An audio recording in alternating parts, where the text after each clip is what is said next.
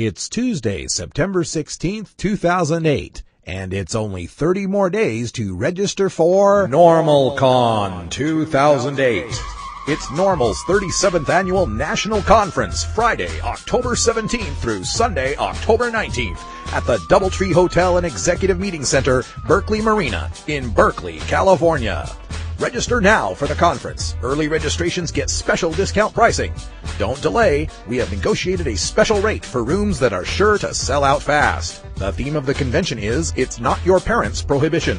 Over the first 2 days, you'll learn more than you thought you could know about marijuana law reform in our plenary and breakout sessions, which include how the media lie about cannabis, growing up and raising children in the age of legal medical pot, politics 2008, pot culture, the politics of marijuana and health. War on pot is a war on young people. And what if we arrested 20 million Americans and nobody noticed? Featuring the top experts in marijuana law reform from NORML and other cannabis-centered organizations. On Sunday, Amsterdam University presents a look at California's medical marijuana dispensary businesses. But it's not all work and no play. NORML 2008 also presents social gatherings and entertainment in the evenings so activists and attendees can network.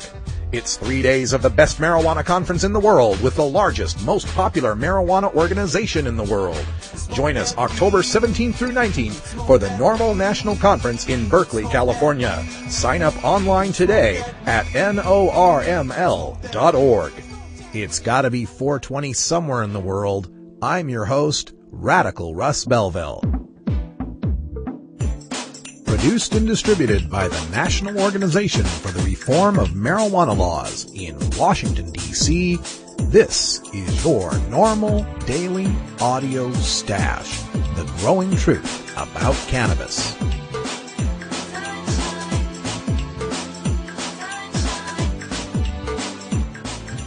Welcome to the most popular podcast regarding marijuana in all of America and all the world, featuring interviews with scientists, politicians, doctors, prohibition policy activists, regular cannabis consumers, musicians, and NORML staff and NORML's board of directors, along with music and comedy no other podcast can offer.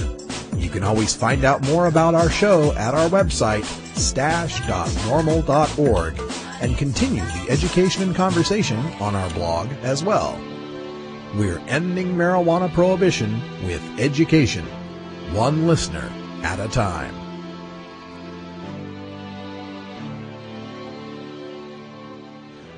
The podcasting and blogging technology for the NORML Daily Audio Stash is provided by Red Aphid Interactive Media. For your professional web design needs, visit redaphid.com. Good day, Stashers. We've got a great Daily Audio Stash podcast for you today. Thank you for downloading it. You won't be disappointed. Today, NORML's Deputy Director Paul Armentano appeared as a guest on the Dr. Drew Pinsky radio show. You may remember Dr. Drew from Loveline and from Celebrity Rehab. In part one of the interview, Dr. Drew speaks with Paul Armentano about the record number of marijuana arrests just announced by the FBI. Tomorrow we'll play part two of the interview. Also, I've unpacked some audio from the Portland Hemp Stock. This is a legal panel at the Hemposium featuring John Lucy, a NORML Legal Committee member, Paul Loney, the legal counsel for Oregon NORML, and Keith Stropp, the founder and legal counsel of National NORML. You'll enjoy this presentation, which takes questions from the audience and discusses, among other topics, driving under the influence laws, so stay tuned for that. Also, don't forget we're running our new Pass the Stash contest. We're still looking for marijuana unicorns. If you're a marijuana unicorn, listen up right after the hemp headlines for more details on how you could win free stuff from NORML. All right, folks, let's get right into it. Sit back with your hash pipe and enjoy your NORML Daily Audio Stash.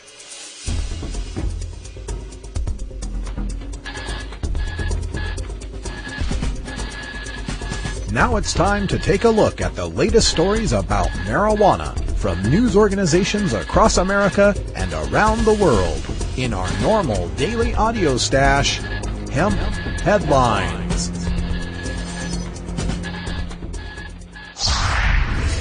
Dutch court allows cannabis cultivation for therapeutic use. The Hague, Netherlands. The Dutch Supreme Court on Tuesday upheld a landmark appeal court ruling that made it legal for a patient with multiple sclerosis to grow cannabis for therapeutic use. Upholding the 2006 ruling, the higher court said that exceptional circumstances meant an illegal scheme can be justified when committed out of necessity. Quote, "The state of necessity is established," end quote. The judgment follows a decision by the Public Prosecutor's Office to challenge the appeal court's ruling, which allowed MS sufferer Wim Moerlag and his wife Klesenia Hulgers to grow cannabis in order to alleviate his symptoms. According to the Dutch government, the ruling set a precedent which endangered the country's tolerant policy on cannabis use. The sale and consumption of small quantities of the drug are permitted in licensed coffee shops. The MS sufferer, who requires 3 grams of cannabis per day, earlier told the authorities he was compelled to produce his own cannabis. Cannabis purchased in coffee shops, he said, could contain fungi and bacteria especially harmful to MS sufferers. After the 2006 Court of Appeal ruling, Moerlag's lawyer said the judgment meant that other patients, such as people with AIDS, could also legally grow their own cannabis. Dutch citizens can legally purchase up to 5 grams of cannabis per day and be in possession of up to 30 grams for their own personal use without being prosecuted. Growing or selling cannabis, however, is illegal. What about the children? Won't somebody think of the children? What kind of message does this send to the little Dutch children when you allow MS and AIDS patients to grow their own marijuana and allow adults to keep an ounce and buy and smoke marijuana in coffee shops? Don't you know that if you don't arrest hundreds of thousands of these dope fiends every year, your country will descend into crime, corruption, catastrophe, and chaos? Well, the message the kids seem to have gotten is don't smoke pot. The Netherlands has half the rate of teen marijuana use as we do. And murder, assault, and robbery rates are lower than the United States, and Holland seems like a pretty peaceful place from what I read. Good for them to allow medical users to grow. Kansas City cops' outdoor surveillance leads pot growers indoors. A lone man enters a grove of giant marijuana plants, yanks them out, and stacks his harvest. But a camera hidden near the illicit field caught it all. These days, even the ground can have eyes as police and pot growers engage in a high-tech battle. Police on both sides of the state line use covert cameras to watch outdoor fields and arrest growers. Marijuana growers in some states battle the cameras by wearing identity-hiding masks as they work their fields. Some even install their own cameras. It's a fight that's going on nationwide. The U.S. Forest Service this year even bought 2 drone planes to find pot fields in California forests. The Kansas Bureau of Investigation started using a few cameras in 1995 to watch fields, and now has about a dozen of them, says Jeffrey Brandow, a KBI special agent in charge. Thanks largely to the cameras, Brandow said, quote, "Now it's hard to find any outdoor groves. It's like they disappeared," end quote. In 2000, Kansas police confiscated 2,795 cultivated outdoor plants. Last year, they found 1,674. And from January 1st to August 31st of this year, they recorded only 8 such plants confiscated statewide, KBI numbers show. Police think the bad guys have responded to their field cameras and market forces by moving indoors and growing far stronger pot. Now, as police turn their attention and high-tech tools to those indoor marijuana growing operations, some growers are using increasingly sophisticated means to dodge them. So, your efforts to enforce marijuana prohibition have led to more potent marijuana? Thank you? The cops close down the border, so the marijuana grows move to the national parks. The cops plant cameras to watch us in the wilderness, so the marijuana grows move indoors to suburban homes. The cops use power monitoring to detect indoor grows, so the growers steal power or use generators. The cops use thermal imaging to detect indoor grows, so the growers insulate houses and dig deep basements. A big arms race between cops and growers. And over that whole period of time, marijuana gets more potent, there's more of it around, and the price stays relatively stable and artificially high. Cops get jobs and shiny new toys, growers get big profits, and everybody who wants to get high is getting high with the best weed ever grown. Who's winning this drug war anyway? Sometimes I like to throw a drug warrior this question. Suppose you had a magic wand and suddenly marijuana no longer exists. How does that make the world a better place? Do you believe there would be less heroin addicts?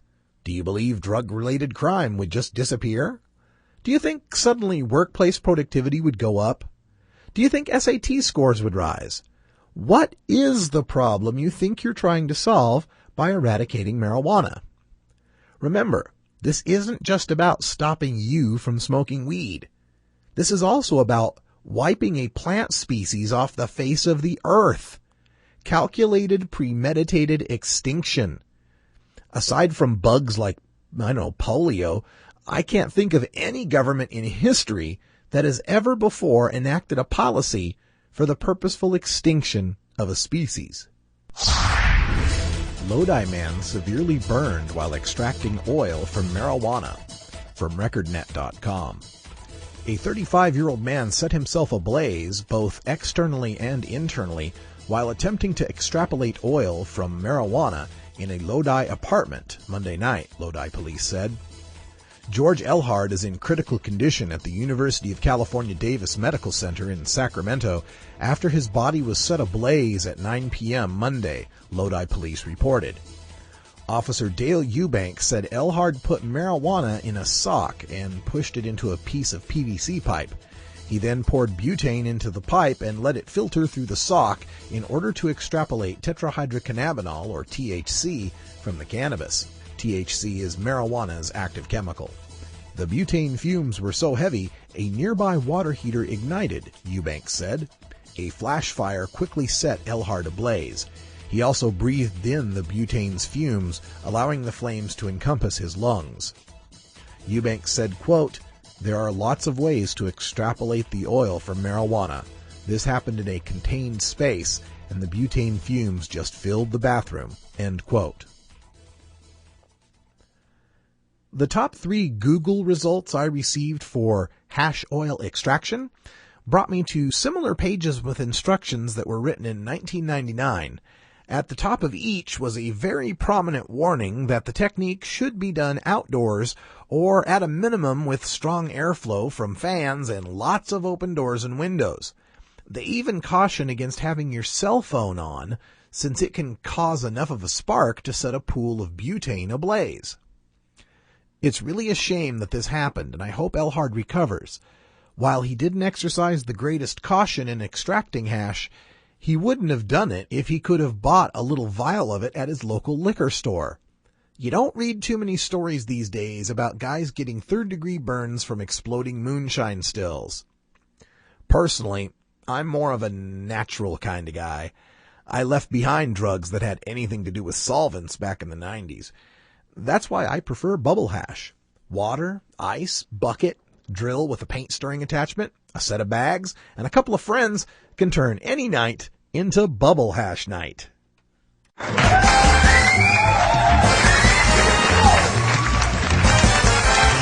Now it's time to play Pass the Stash, where you can win cool prizes from NORML.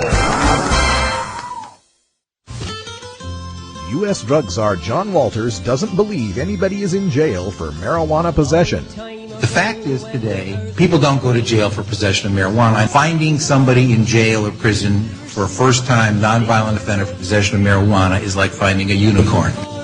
But the loveliest of them all was the unicorn. It was green. Are you one of the drug czar's unicorns? Did you serve time for a first-time nonviolent marijuana possession charge? Tell us your story and you could win big. The loveliest of all was the unicorn. You can remain anonymous, and if we use your story on the podcast, you'll win a copy of the DVD Totally Baked, autographed by AC/DC's lead singer Brian Johnson, as well as excellent NORML swag like stickers and posters, and a steak dinner from drug czar John Walters. Steak dinner depends on whether the drug czar keeps his word, which isn't very likely. We didn't arrest 800,000 marijuana users. That's the same lie I just talked to your colleague back there about. Send us your email, I am a marijuana unicorn, to stash@normal.org today. Contest ends Friday, October 10th, 2008. Don't you forget my unicorn.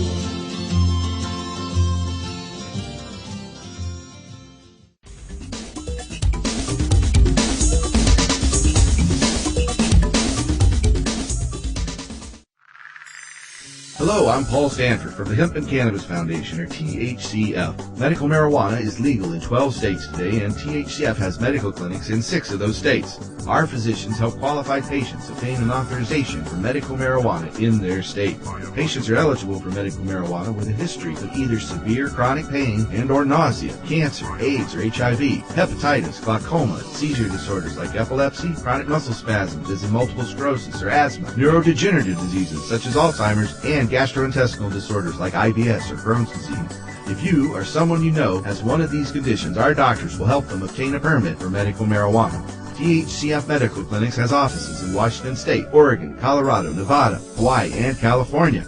Call 1-800-723-0188 or go to the web at www.hemp.org or 1-800-723-0188. Tuesday is our look at your government at work here at the Audio Stash. While the inevitable re-legalization of cannabis hemp will have to happen at the federal level, the steps leading to that destination take place at the state and municipal levels. We focus in on the initiatives, bills, and amendments regarding cannabis across all 50 states, and what activists like you are doing to enact a positive reform to our cruel and outdated marijuana laws. Body dies, the eagle flies, the birds they sing, the creatures learn. It's an honest day's work, yeah, yeah, yeah, yeah. It's an honest day's work. If you're working hard to make an impact in your city and state, please email us at stash@normal.org. And let's share your local efforts with the worldwide cannabis community. Together, we can affect our government at work. Afternoon pollution rises high into the sky. How can we still deny the truth? He is the senior policy analyst at NORML. Paul? Yes, hi. Hey, thanks for joining me. Very well, thanks for joining me again. A couple things. You wanted to bring up the latest tally on pot arrests, which is really very interesting, that they're at an all-time high. But just before the microphones heated up, Bob Forrest made an interesting comment to me. Say that again to Paul. Well, the argument against pot has always been that it's a gateway drug and all this kind of stuff. But nowadays, the young people, last 10 years that I've noticed, the gateway drug is prescription drugs. They get it out of their parents' medicine cabinet, and they're off and running on opiates right off the bat. And the pot's hard to get. And, benzos. Yeah, benzos and opiates. And pot's hard to get. You have to know somebody and all this kind of stuff. But it's right in your parents' medicine cabinet. And that's what we're seeing. We're seeing prescription drug addicts, 20 years old, who've never smoked pot. Well, I would agree that prescription drug abuse is a serious issue, and I would certainly like to see some of our focus when it comes as a national discussion on drug policy to be on this subject. I think there is finally beginning to be some dialogue and some education toward young people about prescription drug abuse, about practices like farming, and I think it is certainly about time that we have this discussion, because I do think you're correct that a lot of young people are unaware of the potential dangers and the dependence issues associated with the use of these prescription drugs. Unfortunately, we have a national policy that, in my opinion, spends far too much time talking about and exaggerating the potential harms of marijuana and downplaying the potential health risks of many other substances, including legal ones like prescription drugs. Mm-hmm. And you were going to point out the tally recently on the number of drug arrests, I guess it was this year?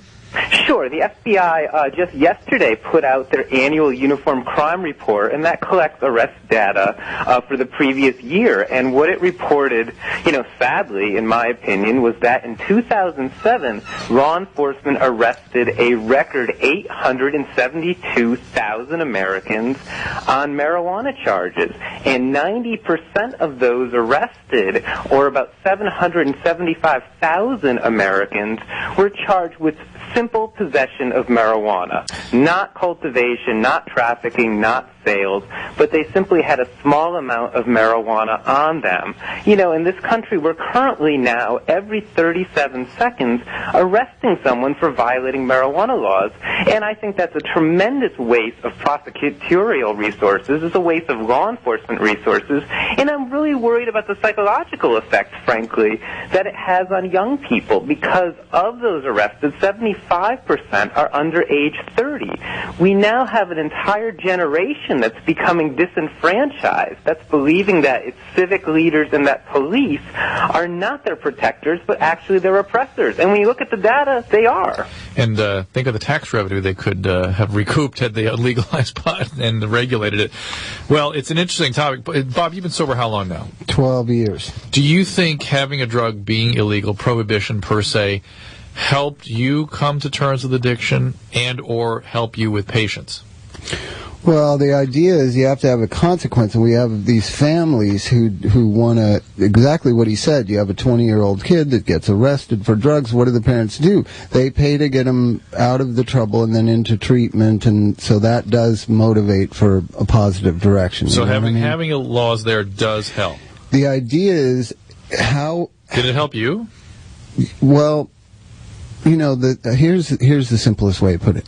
Addicts in the really heavy illicit drugs, cocaine, heroin, crystal meth that I was taking, they have criminal behaviors in order to get the drugs. They should be, in my opinion, held accountable for the behavior, not excused from the behavior to go to drug treatment. That's what alternative sentencing is. But not illegalize the drug use. Yes, but the idea is that, marijuana is a different category of drug, and that's what I've always thought. I don't know. How do you see it now when our patients come in addicted to it and they can't stop it? I see it more as a family problem. I don't see addiction as just the individual. The family is a huge portion of the problem. And so you tell a late baby boomer that their 20-year-old kid is addicted to marijuana, and that's why they're not going to school, and that's why they're not doing this and not doing that. And they see it as an extension of themselves, and so they want it dealt with right away so we can get back on track to my child succeed the way he wants to. Right. So it's more complicated. Keep in mind, too, when we're talking about young people using marijuana, or we're talking about young people using marijuana in an unhealthy manner, oftentimes that is, as I'm sure Dr. Drew would tell you as well, that is symptomatic of much more and greater underlying problems. Yeah, that's what I'm saying. And unless you address those underlying problems, that person is never going to have a healthy relationship with intoxicants, whether it's marijuana or legal intoxicants. Well, that's what recovery is, though. Unfortunately, you have to treat the addictive disease they trigger first before you can get at some of that heavier stuff. So yes, indeed, it does have to be dealt with, but each in its sequential time. But it's an interesting topic. I mean, I think what I heard Bob say, and I think you would agree, I suspect, Mr. Armentano, that you would hold people accountable for the behaviors, not for the use, right? Of course I would. Keep in mind, though, that, some of the criminal behavior that people engage in when they have issues with harder drugs, oftentimes that criminal behavior is also a result of the criminal prohibition of the drug.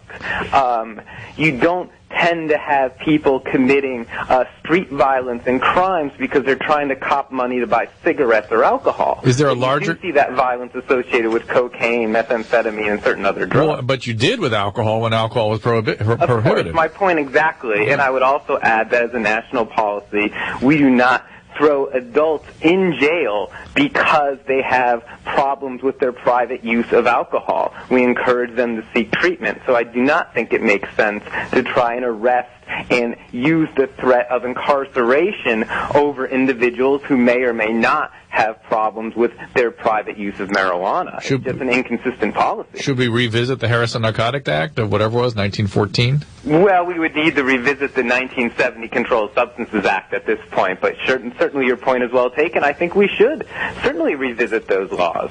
But we're talking in a day and age where we should start looking at the Patriot Act first, shouldn't we?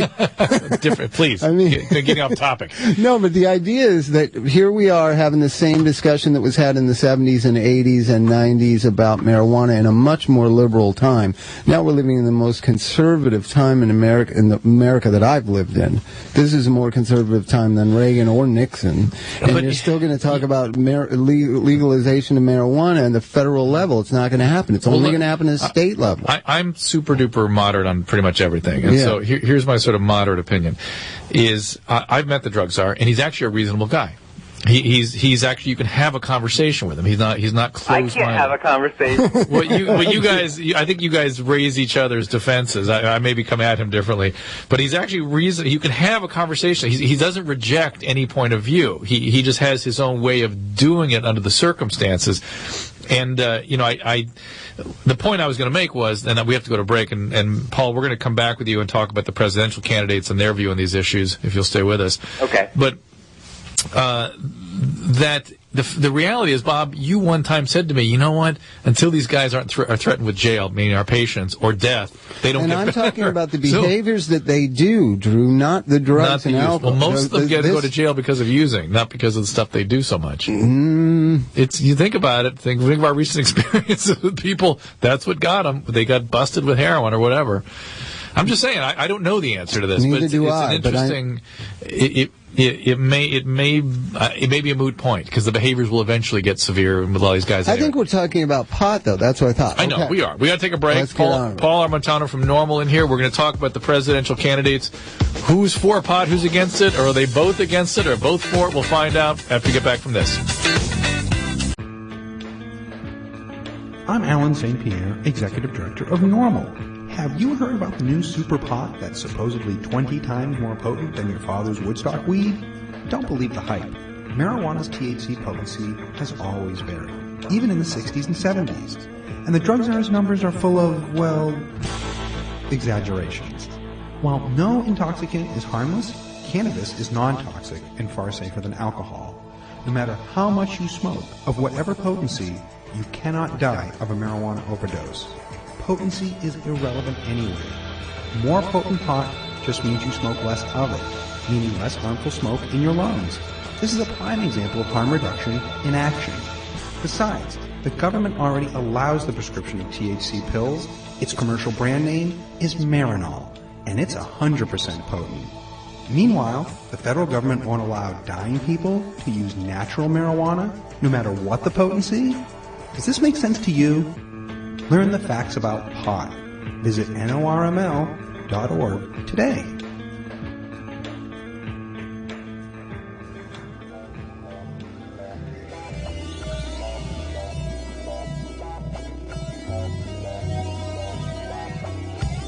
Here at the NORML Daily Audio Stash, we work hard to change our nation's marijuana laws through education and discussion.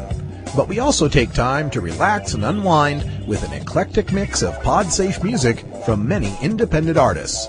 We look for music that speaks to the growing truth about cannabis, or music that speaks to broader themes of freedom, liberty, social justice, equality, and protest.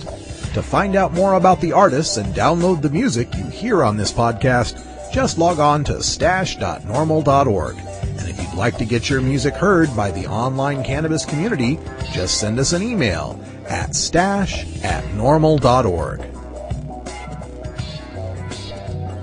On today's Stash, we get a little nerdcore hip-hop from MC Frontalot. This is what happens when you allow nerds to have too much time with computers and electronic instruments. Frontalot's been covered in Newsweek, Wired Magazine, and the UK Independent, according to his web bio. MC Frontalot was born Malcolm Colby Frontovich in a Kansas storm cellar in 1973. The fronting has increased exponentially since. 10 years of rap stardom, 14 world tours, and 27 platinum albums find MC Frontalot threatening retirement. His legion of fans will sob quietly to themselves.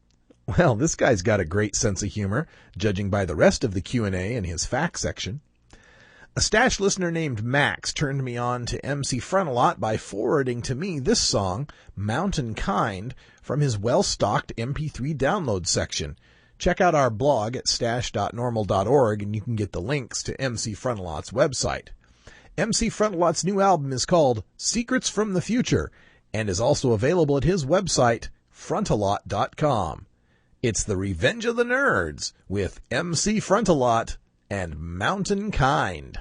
Yo, Front, you got a mag? Mag's cash, man. I mean, actually, I quit. What? You're front. No, I quit. You're saying if I took out a fatty right now, you wouldn't spark it. That's right. Damn, I'm impressed that you rolled a whole Z of Mexican brickweed into 1J, but I'm not tempted. Nah, I don't smoke no brickweed, man. This is Mountain Kind right here. For real? You got a light? I shout not. Front a little, cause I'm front a lot. I climbed Mount Sinai, got high at the top. I blew the cloud straight up, and the voice that I heard said, You were born to front. I said, word. Stumbled on back down, 2 tabs in my hand. Chisel middle on the one that said, don't be that. And on the other one, written, be as bad as you like. That one under the tongue, and then I grappled the mic. Alright, hear ye. I have here some commandments. Number 1 is, you better make me a sandwich. Second up, God says I'm in charge. Word from on high, front a lot off to live large. It's the dawn of the age of the MC Front. You melt down that calf, I'ma gild my butt. I'ma gild the mic, I'ma gild my tongue. Or I would if it hadn't already been done. Damn, I gotta quit smoking.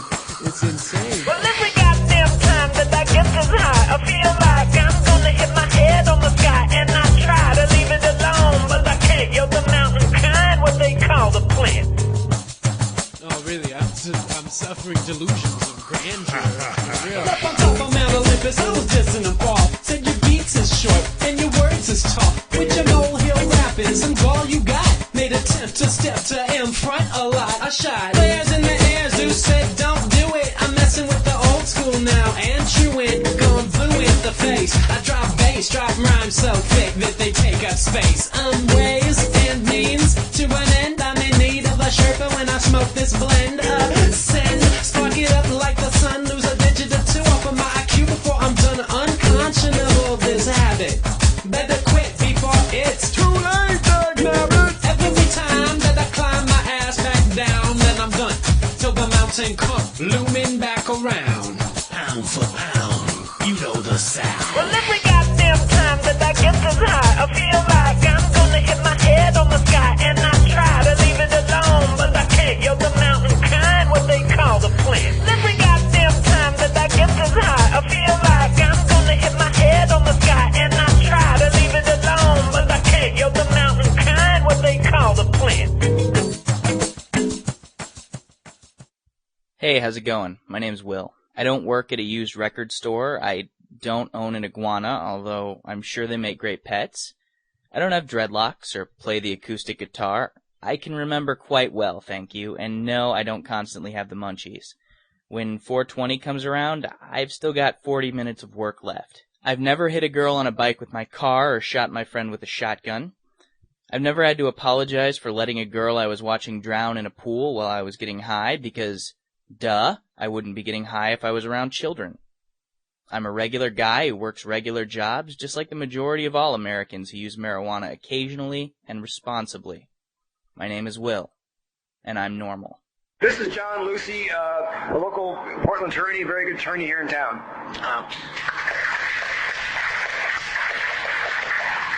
One of the issues that Paul talked about was the OCTA and making marijuana legal for Oregon residents regardless of use. But one of the things that OCTA is not going to change is our driving laws. And in the state of Oregon, you can get a controlled substance DUI, driving under the influence of intoxicants, if you've used any controlled substance within a certain period of time that affects your ability to drive. And with marijuana, this is often becoming an issue because the way in which they test for controlled substance DUIs in Oregon is generally not through a blood test unless you're involved in a traffic accident, but rather through a urine test. So patients oftentimes who may have smoked even a week before, who get a controlled substance dewey, who are asked to take field sobriety tests and fail just because, say, they're sleepy or they have some other issue going on that's not related to their cannabis use. The cannabis metabolites are going to show up in their urine. And a lot of times these patients get prosecuted. And so one of the things you have to be really careful with is to make sure that if you are going to use marijuana and you do drive, and not everyone in Oregon does drive, a lot of people in Portland take public transit, but if you, you can get a controlled substance dewey on a bike, though, in Oregon. Be aware of that. Just driving your bicycle around, you can get a DUII. We're a state that does allow that. You can also get a DUII in a boat in Oregon. So you're not safe just because you're intoxicated on a bike. You can hurt someone pretty badly on a bike, actually. So that's true. We, to a certain extent, have an intoxication in public law. It varies from city to city, and there's different ordinances on that issue. But what I really want to address is people need to be careful if they're going to be a patient and they're going to drive. Particularly, I would advise patients, don't smoke in your car. If you do smoke in your car, you run the risk of an officer smelling that you've smoked in your car and assuming that you're intoxicated at that point. And in Oregon, you don't have to be intoxicated, an incredible amount. You just have to be intoxicated to a perceptible degree. So if you're intoxicated in any way whatsoever that affects your judgment, your ability to drive, your ability to function, your coordination, you can be convicted of a DUII. The first time, you're often offered diversion if you don't have a commercial driver's license, but that's a one-year program. And unless you have an attorney and a sympathetic district attorney who's willing to work on that bargain with a sympathetic judge, you oftentimes won't be allowed to use your medicine while on probation. And so you'll be forced to give up your medicine for that period of time, either a year for diversion or however long you get sentenced to on probation. And so that's a big concern for a lot of patients. They really do need to be careful. If there's any issues, questions, I'd be happy to answer those. If they're too specific, I'd ask that we take them afterwards, just because I can't go into but so specific a detail here. If the laws get changed for the positive use of marijuana, how will that affect all the people that are locked up, right? The thousands of people. I mean, they've already been charged, so it won't make a difference, or will it? Unfortunately not. Without you're a little closer. Am I getting it? Okay. Unfortunately not. Unless those people are specifically released early, otherwise pardoned, or otherwise released on some other sort of measure, you're not going to see those people being released. Just because the law changes, the way our legal system works, if you broke the law at a certain point, even if the law later changes, you still have to serve the time on that sentence as it was at the time that you broke the law. Now, certainly in certain cases, when terrible laws change, oftentimes the governor, no. People who are currently in jail for marijuana crimes would stay in jail unless pardoned or otherwise had their sentence shortened by the governor, in Oregon specifically, or they were released early through a program done by the Department of Corrections. We have plenty of prisoners in Oregon who are in on crimes that have much longer sentences than people currently in on crimes, but we don't go back in time unless the governor steps in generally. And the current governor has stepped in, I think, a total sum of 6 times for a pardon in his entire term in office. He's pardoned less people than I think almost any other governor we've ever had. I would just add on to a little bit is maybe John may not agree with my advice, might disagree with me, that's fine. But if you are pulled over by an officer, and I recommend never saying a word to the officer. If you ever watch the busted video, I mean, it makes so much sense. Just, hand the officer your driver's license and your registration, proof of insurance. And don't answer. They'll try and get you engaged in conversation. You don't have to.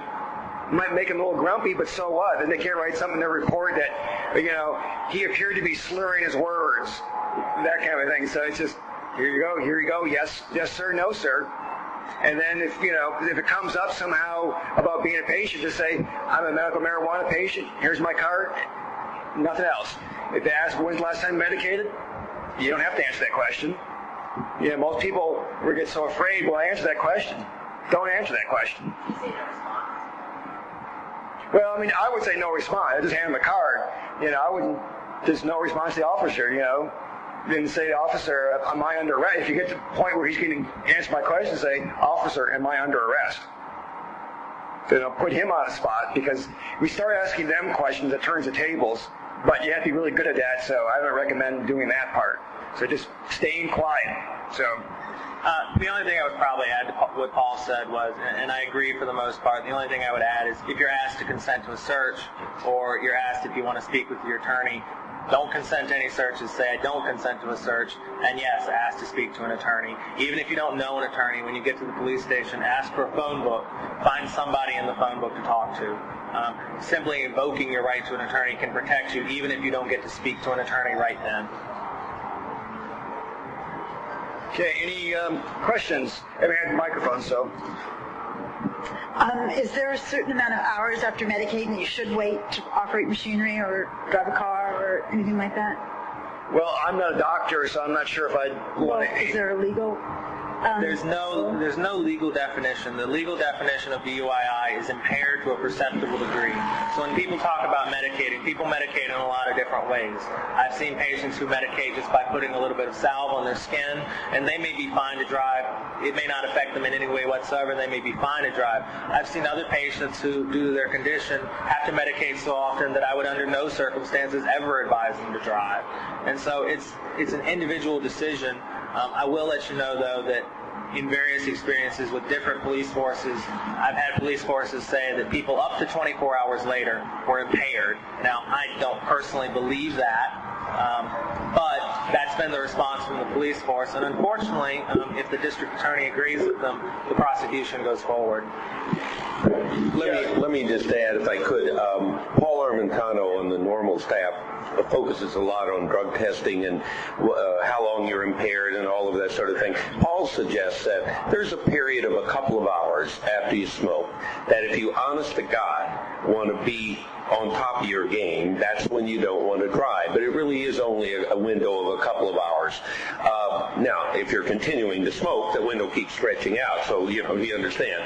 But it's not 24 hours. You're right. Sometimes the government or just some judge or prosecutor suggests there is good science on this. And so if you need, there are experts that can come in and testify that, yes, it elevates your metabolites or your THC for a 2-hour period of time, and then it starts down, and it's down very quickly. So whatever impairment you have for that first couple of hours very quickly goes away. If you're 6 or 8 hours later, there's no impairment at all that could be measured.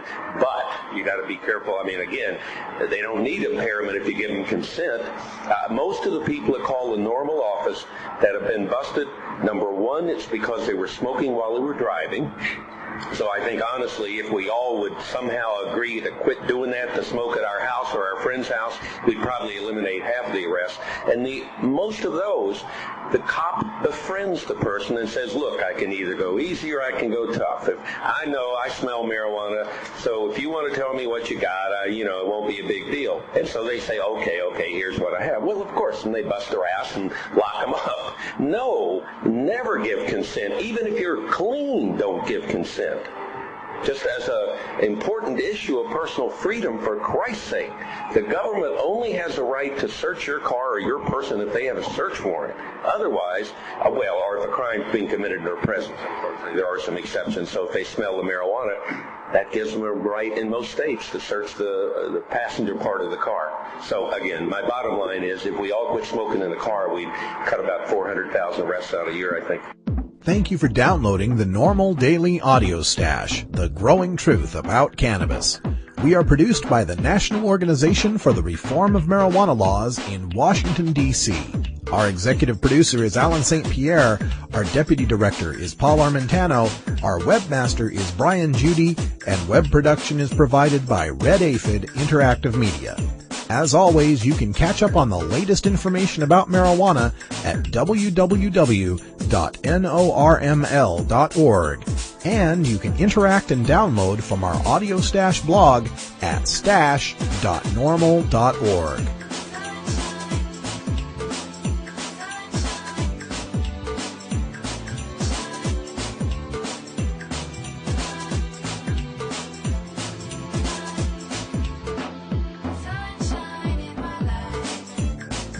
For everyone here at NORML, I'm your host, Radical Russ Belville, hoping all your harvests are bountiful and your encounters with law enforcement are non-existent. We leave you today with another one of our cannabis quotes, this one from James C. Payne, a former U.S. District Judge who said, quote, "Alcohol didn't cause the high crime rates of the 20s and 30s, Prohibition did. And drugs do not cause today's alarming crime rates, but drug prohibition does. Trying to wage war on 23 million Americans who are obviously committed to certain recreational activities is not going to be any more successful than Prohibition was." End quote. You know, how many times does our society have to learn the lesson? Prohibition does not work. People don't just say no.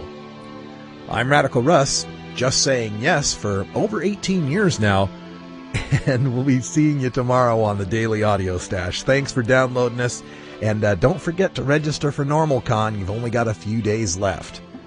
We'll talk to you tomorrow, and until that time, take care of each other, tokers.